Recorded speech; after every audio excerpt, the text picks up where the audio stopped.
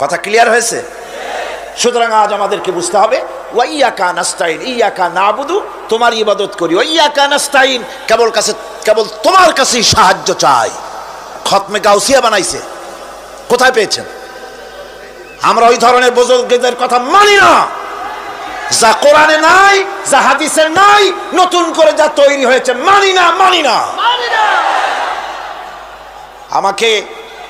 আমাকে দেখতে হবে কোরআনে আল্লাহ পাক কি বলেছেন, হাদিস কি বলেছে। এটার নাম ঈমান, এটার নাম কি?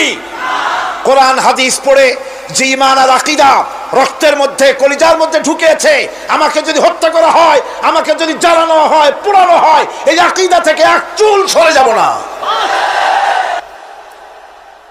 এখন আমাদেরকে এই আকীদা মজবুত করতে হবে। গোলামি করব আল্লাহর, সাহায্য চাইব আল্লাহর কাছে।